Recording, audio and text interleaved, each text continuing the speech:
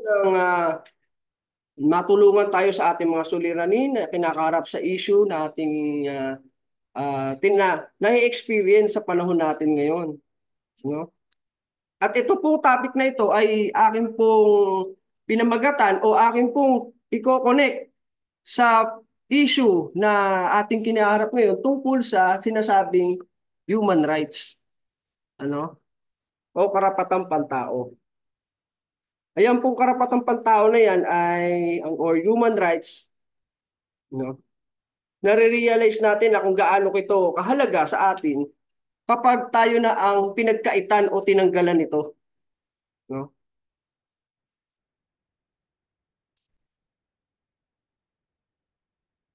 Maaring sasabihin natin na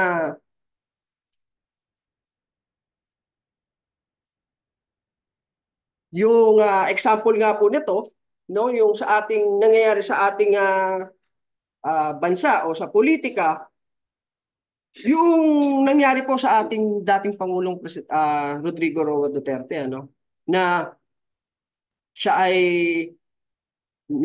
nagkaroon ng krimen o ng kaso sa tinatawag na International Court, no? International Criminal Court kung saan kinaharap niya ang crime against humanity. So kung pasisimplihin po natin, ang pinakareklamo po sa kanya ay yung paglabag sa mga karapatang pantao. No? Yun po yung pinakasimpleng o bottom line noong problemang iyon. Kaya siya naharap sa isang kaso o paglilitis. Ano? At itong pong human rights na ito, no? Atin pong pag-uusapan sa ating Bible study, ito po yung ating nilalaman ng ating topic. Una nating i-discuss is what are our human rights, no? Ano po ba yung ating mga karapatang pantao? At tatalakayin din natin diyan gaano ito kaimportante, no? And what does the Bible says about human rights? Ano po? Kasi nasa hulihan po yung pinaka kumbaga sa nanonood po tayo ng pelikula, yung climax po ay nasa hulihan, no? O kung kumakain man tayo, pagkatapos natin kumain, tayo ay magde-dessert. Kumbaga, sa mensaheng ito o sa Bible study nito, nasa hulihan po yung sweet message ng Bible study na ito. No? So una, meron po tayong 22 human rights stated in Article 3 of our 1987 Constitution. No? From Article 3, Section 1 to Section 22, kung gusto po nating malaman yung ating mga karapatang pantao, na nakalista po yun doon. No? And these 22 human rights, these are divided into three. No? Number one, yung right to life, yung karapatan nating mabuhay. Number two, right to liberty, yung karapatan nating maging malaya. And right to due process, yung karapatan nating dumaan sa tamang proseso. Na kung tayo man ay nagkasala at kailangan tayong ikulong, no, kailangan i-deprive yung ating kalayaan, kailangan tayong bawian ng kalayaan, ay may karapatan tayong dumaan sa tamang proseso bago tayo hatulan. So, yan po yung basic human rights ng dito sa ating bansa. Gusto ko pong basahin sa inyo yung nasa Section 1 ng Article 3, no, ng ating 1987 Constitution. Ang sabi po dyan, no person shall be deprived of life, liberty, or property without due process of law, nor shall any person be denied the equal protection of the law.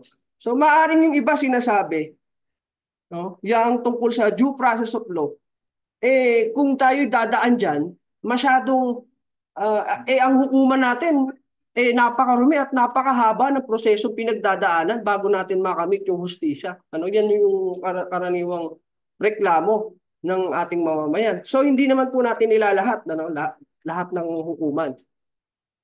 Pero kaya yung iba, dinadaan na lang sa street justice.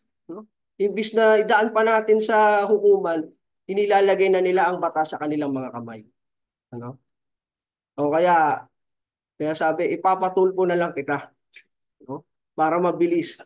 Ngayon, ang Ang payo lamang po sa mga tumatangkilik sa street justice, maganda po yan kung ikaw ang nakikinabang.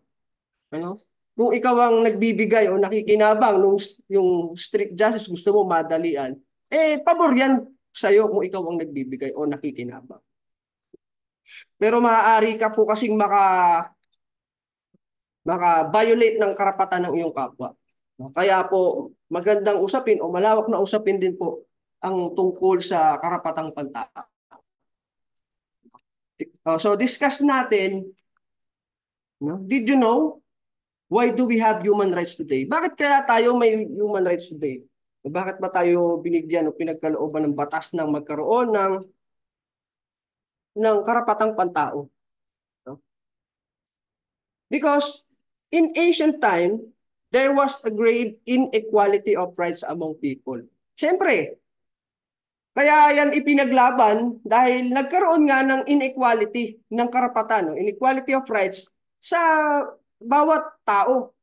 Dahil may ilan na mayroong mga pang-abuso, no?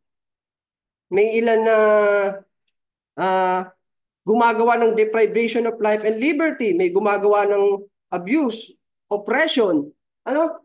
And there was a point in time that the slavery o yung maltreated slavery po is legal and customary. Para bang normal yan. Okay lang na magkaroon ng alipin. Pero kung babasahin niyo po sa Biblia, sa kasaysayan ng history, ng Biblia, sa ano, ang mga lingkod din ng Diyos, nagkaroon din naman ng mga alipin. Si Abraham, nagkaroon ng alipin yan. Pero may kautusan sa kanila na itrato nyo sila ng tama. Ang binabanggit po natin ditong pag-alipin, yung minamaltratong alipin, yung binubugbog, hindi binibigyan ng sapat na bayad sa kanilang ginagawang trabaho. So, noong panahon nangyari yan, no? Kaya nagkaroon ng laban para magkaroon ng karapatang pantao. No? Dahil diyan sa mga deprivation of life and liberty, nagkaroon ng selfishness, abusiveness, oppression, discrimination. No? Dahil din naman sa kagagawa ng tao kung bakit yung ilan nawalan ng karapatan, kaya naman ipinaglaban ito ng mga nasa mahihina o mga ordinaryong tao. No? So, ang bottom line, kasalanan din naman o gawa rin naman ng tao kung bakit tayo nawalan o bakit nawalan ng karapatan yung ibang tao. No? Yan, yung deprivation of life, discrimination, nagkaroon nung panahon kasi, nung nagkaroon ng pananakop, no? Panahon ng mga pananakop, palakihan ng teritoryo. So, yung mga bansang kanilang nasasakop, no? Tinuturing nilang mas mababang klase ng tao.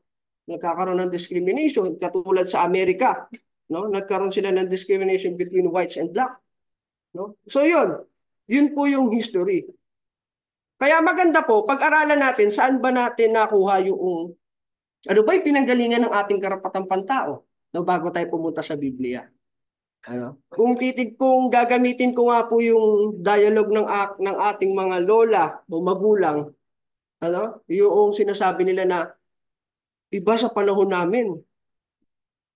Panahon namin, hindi ganyan. Sa panahon namin, ganito ang nangyayari. Ano? Ganun kung mangaral yung mga nakakatanda sa atin. No? So maganda pag-aralan natin yung origins, no, of the concept of human rights in the world history. No? Kasi yung tinatamasa natin ngayong karapatang pantao, hindi naman yan katulad noong panahon nila. No? Na kung saan malaya na tayo ngayon makapagsalita ng saloobin natin sa gobyerno. Pero noon hindi ganyan. No? Sasabihin ng mga nakakatanda. No, nung mga nauna. Nung panahon namin, no? Parang normal lang ang manakit kapag dinidisiplina mo ang bata o kung sino man. Ngayon, ang laging katuwiran, subukan mo kong kantiin. Alam ko ang karapatan ko. No? Hindi po ganoon sa panahon nila. Hindi po katulad nung tinatamasa nating karapatan pantao. No? So mayroong pinagdaanan kung paano tayo dumating sa ganitong punto na kung saan malaya na tayong nakakapagpahayag, malaya tayong ah, mabuhay at i-exercise yung ating mga karapatang pantao. So sa pag-aaral po ng world history tungkol sa human rights, most students traced that the origin of concept of human rights was from ancient Greece and Rome. Ano? Kaya po kasing ancient Greece, kilala po sila, they were known for, or they were good in philosophy, no, sa mga karunungan. No? Sa kanila nanggaling yung mga ancient thoughts, ancient philosophy, no, na develop na sa panahon natin ngayon, no. Sila yung pinanggalingan yan ayon sa pag-aaral sa world history. At isa sa mga filosofiya na lumaganap ng panahon yan, yung tinatawag na doctrine of Stoicism, yung Stoics. Nag-aaral tayo ng history, makikilala, mababasa natin sila Aristotle, sila Plato, yan, yung mga galing po siya sa ancient Greece. So, Stoicism, found around 300 BCE, flourished for nearly 5 centuries, originating in Greece and spreading throughout the Roman Empire, with its influence lasting into 3rd century CE. So ganun katagal nag-exist at naging maimpluwensya yung doktrina o filosofiya ng tinatawag na Stoicism. No? At para sa kanila, ayon sa kanila, human conduct should be judged according to the natural law. No? Bago pala nagkaroon ng konsepto, yung sinasabing human rights, nanggaling pala una yan sa sinasabing natural law na doktrina, filosofiya ng Stoics. Eh ngayon, ano ba yung, bago pala naging human rights ang tawag natin, nanggaling pala sa natural law na tinatawag. Eh ano ba yung natural law? Ano? To give you a simple explanation, no, ng natural law, babasahin ko po sa inyo itong ginawa kong definition tungkol dyan. No? So natural law, constituted to our practical reason, is giving us this law innate in us. It is part of us, part of our nature. It governs the way that we act. It tells us what things we must do and what things we must avoid. It tells us what things morally good and what things or action are morally evil.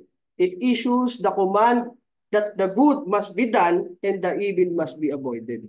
Ano? Para itong parte ng ating human nature, no? Na kung saan ito yung natural sa atin. No? Bilang halimbawa, no? Bilang as a human being, ano ba yung kailangan mo bilang tao? 'Di ba? Kailangan mo, gusto mo siyempre na ikaw ay nire-respeto, no? Gusto mo na hindi ka nasasaktan. Yan yung parang kaibuturan ng gusto mo bilang human being. Ano? Yun yung sinasabi diyan. So sa kanilang reasoning, yung katuwiran nila na kung gusto ko pala na hindi ako nasasaktan, so kung mananakit ka ng tao, kung susuntukin mo yung tao, so ang katuwiran doon, masakit po yun no? So, generally accepted, masakit yan. At dahil masakit yan, ayoko mangyari yan. So, ibig sabihin, so, therefore, ang conclusion, masama na manakit ng tao. At lalong-lalo na masama na pumatay ng tao. So, yun yung katuwiran na sinasabing practical reason mo na nagdidikta kung ano yung kailangan mo bilang tao. No? Yun yung nagsasabi sa tao o nag-go-govern sa'yo kung paano ka kikilos, paano ka mamumuhay. Kung paano mo masasabi na you can discern what is morally right and what is morally wrong. No? Yun yung natural law na sinasabi dyan. No? Yun yung sabi ng philosophy, no? Tungkol sa pinanggalingan ng concept of human rights. So during that period, the Roman law allowed the existence of natural law, which assured that all human beings have also universal rights. Ano, kasabay na umiral yung natural law, kasabay noong namamayapag na Roman law. No? Kasi this Roman law only allows or only grant the citizenship of rights. No? Dahil siyempre sila ang makapangyarihan, sila ang nasusunod dun sa kanilang mga nasasakupang bansa. At bilang Romans na ako yung mas makapangyarihan sa inyo, siyempre mas maganda o mas nakakataas yung aking karapatan kaysa sa inyo. No? So yun yung tinatawag na citizenship rights, na bilang Romano may karapatan ka, yung iba Wala. Ha? Ganon po nagkaroon ng inequality of rights nung panahon na yan. No?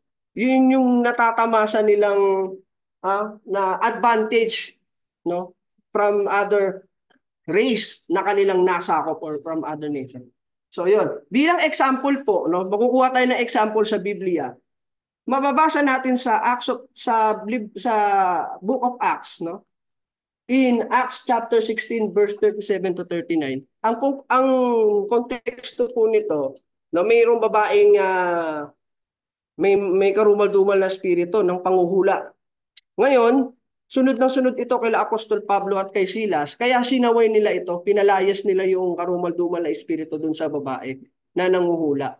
Kaya, nagalit ngayon yung mga Panginoon na yung may nag-handle o naghahawak doon sa babaeng nanguhula. Kasi pinagkakakitaan nila yung ginagawang panguhula ng babae. Pinaalis ni Apostol Pablo yung masamang espiritu na yun. So nawala yun, yung kanilang pinagkakakitaan. Kaya naman nagalit sila kay Apostol Pablo at kay Silas at pinadampot nga po nila. Ganito po yung nangyari. No? At habang pinadampot sila, habang kinakaladkad sila papunta sa kulungan, pinapalo sila. No? Binubugbog na sila. No, ngayon, subukan nyo yan sa panahon ngayon. Mayroong mga pulis na nang-aaresto at binubugbog yung, yung suspect o yung kriminal. Nako, may kukundi na sa yung Commission on Human Rights. Sa panahon nila, hindi po ganun. Iba po. So, ganito po yung nangyari. But Paul said to the officers, they beat us publicly without a trial, even though we are Roman citizens, and threw us into prison. And now, do they want to get rid of us quietly? No. Let them come themselves and escort us out. The officers reported this to the magistrates, and when they heard that Paul and Silas were Roman citizens, they were alarmed. They came to appease them and escorted them from the prison, requesting them to leave the city. Ano? Naalarma sila na nanghuli sila ng Roman citizen at binugbog pa nila habang papunta sa kulungan, ano?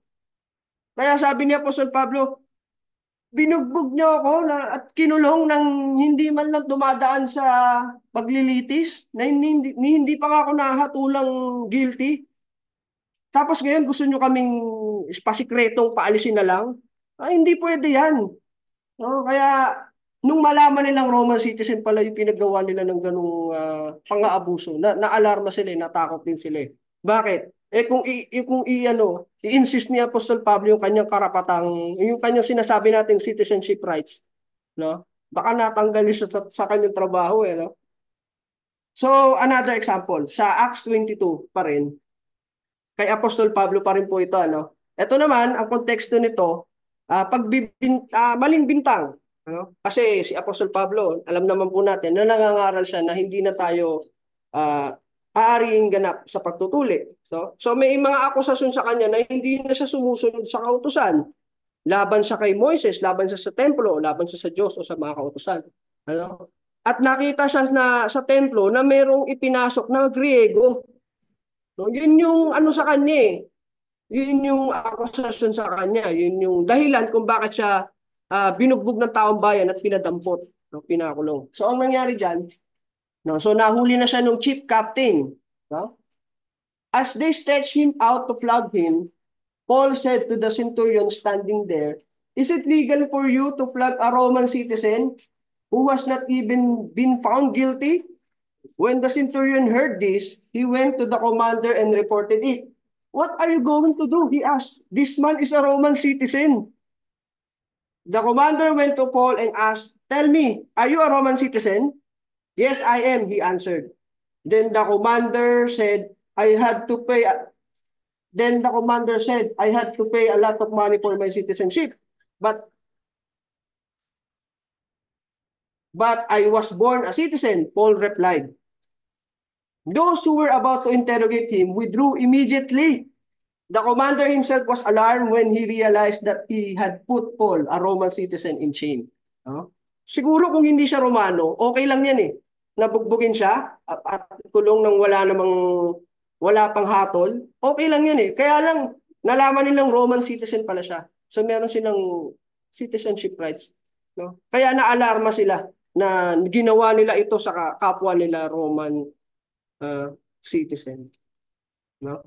And just example, Acts chapter 25 verse 11 to 12. Ito naman nung umaharap siya sa hukuman ni Festus. Matagal na po yung kaso niya. Ibang unang humawak si Felix and then si Festus. No? Ang sabi niya sa hukuman ni Festus, ni Apostol Pablo, if however I am guilty of doing anything deserving death, I do not refuse to die. But if the charges brought against me by these Jews are not true, no one has the right to hand me over them. I appeal to Caesar. So isa yan sa isa pang na-enjoy ng isang Roman citizen yung makapag-apila sa kanilang kaso. No? Biruin mo, aapila ka sa mismong hari kay Caesar pa. After Festus had conferred with his council, he declared, "You have appealed to Caesar. To Caesar you will go." Pinayagan. No? Ganun yung advantage ng pagiging Roman citizen o yung pagkakaroon ng citizenship rights na talagang hindi pantay, no? Noong panahon nila. So yun po, nung panahon ng ancient Greece, no, tsaka ancient Roman, yan yung nangyari. Ngayon, talo na tayo para mabilis po. Talo na tayo sa tinatawag na Middle Age period. Nung dumating na tong Middle Age period, ito na po yung pamamayagpag ng ng European countries, no? So this also called European history or the fall of Western Rome Empire. No, dito namamayagpag na yung specifically yung Kingdom of England. Dito na na-develop yung mga tinatawag nga noon na concept of human rights. Dito na siya na-develop, no, sa panahong ito. So sa mabilis na paglalahad po, noong 1215 nagkaroon na ng Magna Carta. Ibig sabihin nagkaroon na ng tiyak na karapatan o kalayaan sa mga ordinaryong tao at limitahan yung monarch king. Sapagkat nung panahon ng mga panahon po ng paghahari o ng monarchy form of government, ang hari lamang po ang nasusunod, yung kanyang mga salita ang batas. Walang sino man ang makaka-question sa kanyang sasabihin o gusto. No? So diyan sa Magna Carta, nilimitahan po yung kanyang kapangyarihan. No? Walang check and balances na nangyayari. Ayun. Siya lang ang nag-iisang authority. Hindi katulad ng ating form of government ngayon, meron tayong 3 branches. May executive, legislative, and judiciary. At yan, may check and balances yan. Pwede nilang i-check yung isa't isa kung meron bang nangyayaring pag-aabuso sa kapangyarihan o katiwalian. So, ayan. Ganun kasi yung panahon po nila noon, nung mga hari. So, nung 1628, Petition of Rights, nagkaroon na po niyan. In 1689, nagkaroon na ng Bill of Rights. So, talo na uli po tayo noong 1945 after the World War II. No? So, in 1945, na-establish po yung United Nations Assembly. And in 1946 po tayo, ang Pilipinas, lumaya naman sa American colonization. No? Kaya tayo naging member niya ng United Nations. No? Kaya noong 1948, UN adopted the Universal Declaration of Human Rights. Ano? So yun yung history ng human rights, no? Kung paano dumating sa atin itong mga karapatang pantao natin. Pero alam niyo po, sa Biblia, ganito po ang ginawa ng Diyos, no? Noong nilikha niya ang tao. No? Pupunta na ngayon tayo sa Biblia. In Genesis chapter 1 verse 26, ganito po ang ginawa ng Diyos. Then God said, "Let us make mankind in our image, in our likeness, so that they may rule over the fish in the sea and the birds in the sky, over the livestock and all the wild animals, and over all the creatures that move along the ground." So ganito ang ginawa ng Diyos, o ganito ang ibinigay ng Diyos sa tao. Ibinigay niya yung kanyang sariling larawan, nung kanyang likhain ng tao. No? Napakahalaga, binigyang halaga ng Diyos yung tao nung kanyang nilikha.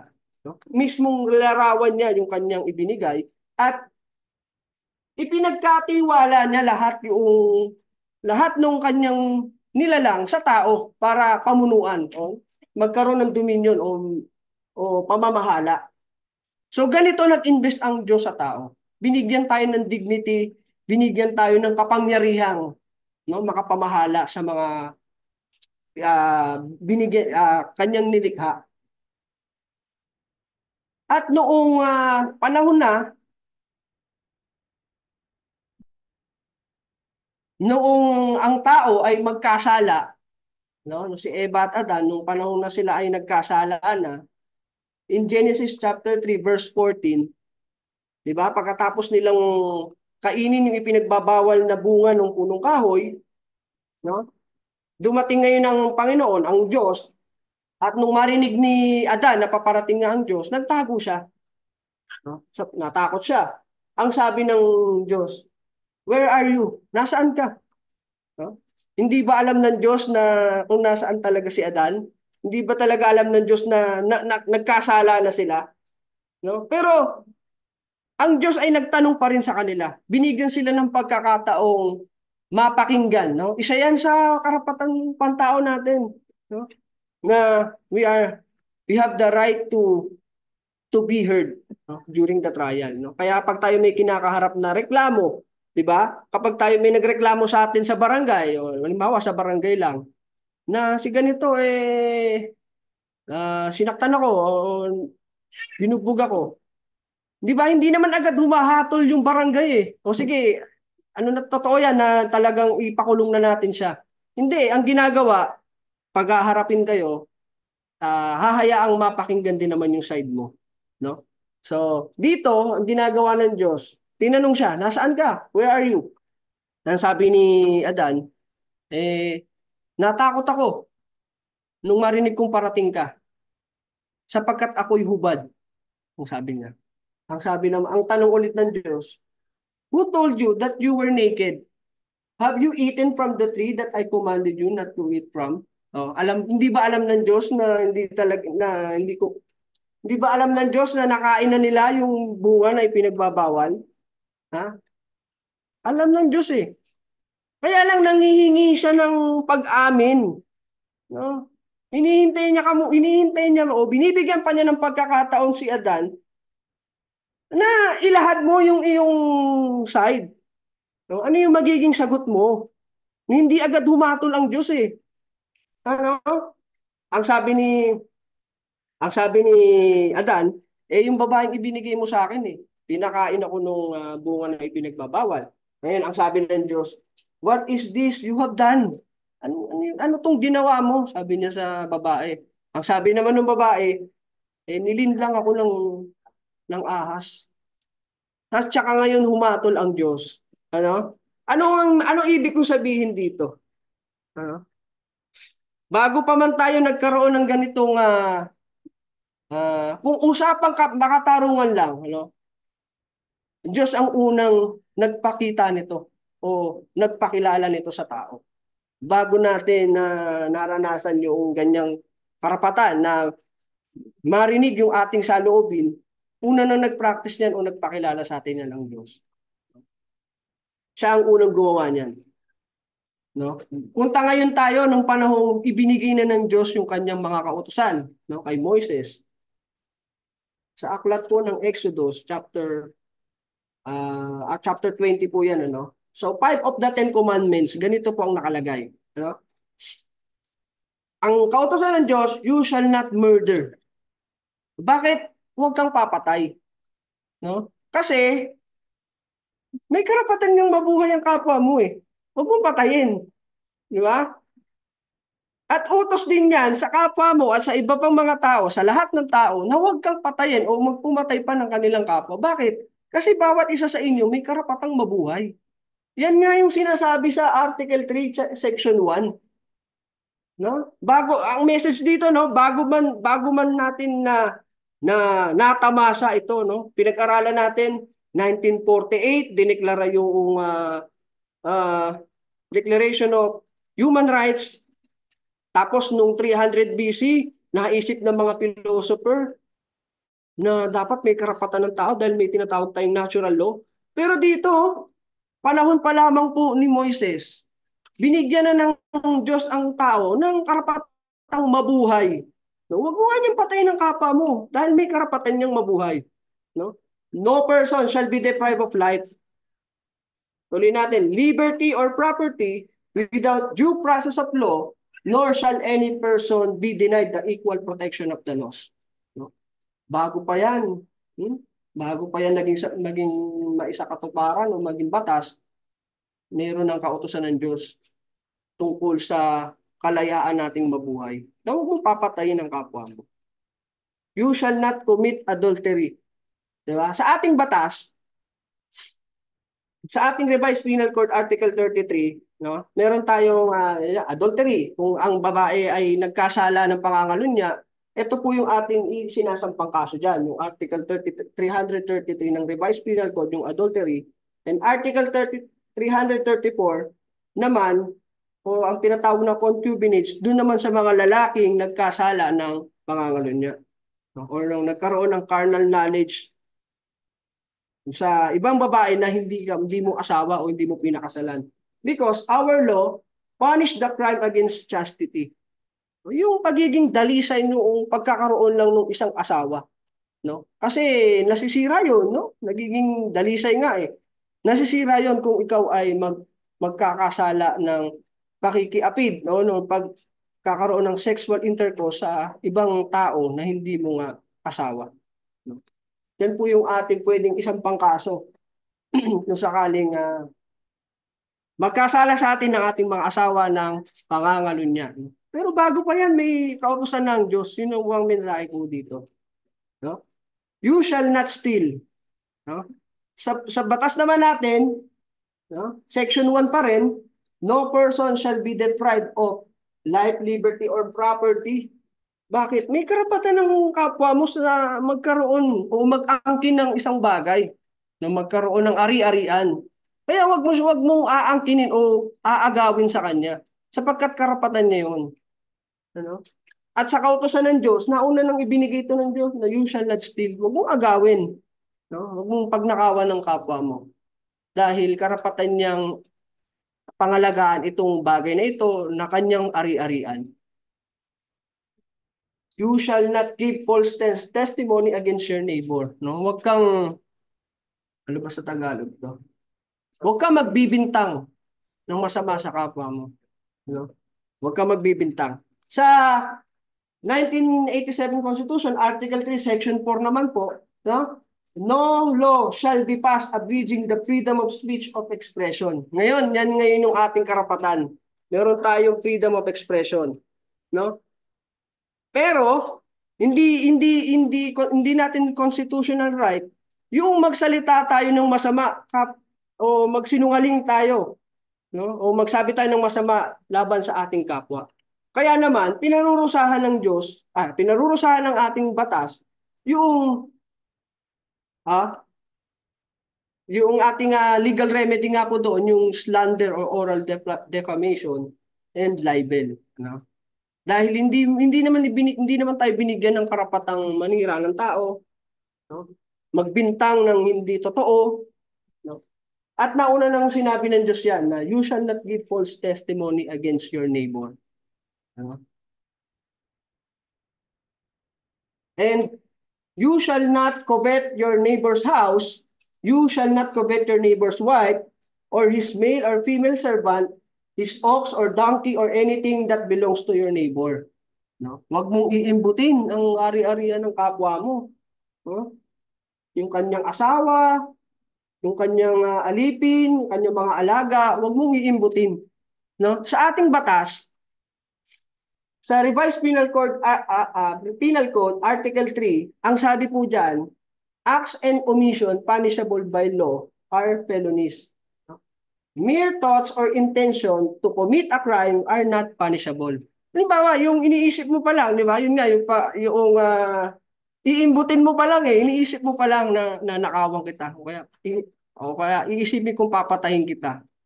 May makakaso ka na ba sa akin? At sino bang nakakabasa ng isipan natin ng ating kapwa? Di ba wala naman? So yun yung sinasabi dito ng Revised Penal Code.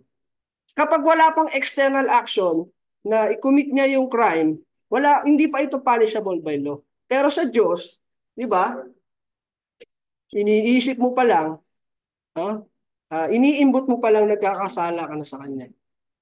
Unlike sa ating batas, limitado, hindi natin makakasuhan yung kapwa mo nag-iisip pa lang ng masama sa'yo. Hindi pa naman niya nagagawa, no? No, hindi natin mababasa yun eh. Meron tayong limitasyon. Eto pa po. In Exodus chapter 22 verse 21, tungkol naman dun sa mga foreigner. Do not mistreat our oppression as foreign as do not mistreat or oppress a foreigner, for you were foreigners in Egypt. No, wag mong imaltrato yung kapwa mo na taga-ibang bayan. Bakit? Minsan kang naging alipin sa Ehipto. Ano pakiramdam na maging alipin? Ano pakiramdam na inaabuso, sinasaktan ng walang dahilan o pinagtatrabaho ng walang sweldo? Di ba hindi maganda? Yun ang sinasabi ng Diyos. Kaya wag mong gawin sa kapwa mo na taga-ibang bayan dahil minsan ka rin naging alipin at alam mo ang pakiramdam na hindi maganda. You know? Golden rule, no? Kung ano yung gusto mong gawin sa iyo ng kapwa mo, gawin mo, gawin din ang gawin mo sa kanila. Do not mistreat or oppress a foreigner. No? Another example in Leviticus chapter 19 verse 33 to 34, ganito rin po yan. When a foreigner resides among you in your land, do not mistreat them. The foreigner residing among you must be treated as your native born. Love them as yourself, for you were foreigners in Egypt. I am the Lord your God. Diba? Ganun din. Love them as yourself. Kung paano mo iniibig yung sarili mo, ganun ang pag-ibig na ibibigay mo sa kanila. Itrato mo silang parang sarili mong kababayan.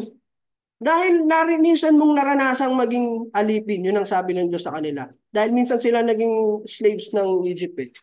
No? Yun ang aral na sinasabi ng Diyos dito. Golden rule. No? Sa Matthew, eto na po, chapter 7, verse 12. Sabi ng Panginoong Jesus, so in everything, do to others what you would have them do to you, for this sums up the law and the prophets. Gawin mo sa kapwa mo kung ano yung gusto mong gawin nila sa'yo. Ano po ang mensahe po nung pag-aaral na ito? Kung gusto po nating irespeto ng iba o ng kapwa natin yung ating karapatang pantao, ganun din po sana yung gawin natin sa kanila. Yun yung tinuturo ng ating Panginoong Jesus na golden rule. Gusto mong irespeto ka ng kapwa mo, irespeto mo rin sila. No? At kung usapang katarungan at pagbibigay ng karapatang pantao, na una nang nagbigay ang Diyos niyan. Nasa sayo na yan nung umpisa. Kaya lang yan nawala at ipinaglaban nung history dahil din naman sa kasamaan ng tao. Dahil umabuso sila, no? Ninabuso nila yung kapwa nila, yung iba tinanggalan nila ng karapatan. Pero sa umpisa, binigay talaga ng Diyos sa'yo. Pinakita po natin from the Old Testament na ganyan ka, binigyang halaga ng Diyos. No? Kung usapang katarungan at karapatan lamang. Diyos ang unang nag-display niyan sa atin. So, yun lamang po siguro ang ating pinaghandang lesson sa umagang ito. Maraming salamat po sa inyong pakikinig at magandang umaga po. Meron po bang mga tanong? Thank you. Thank you very much. Salamat po.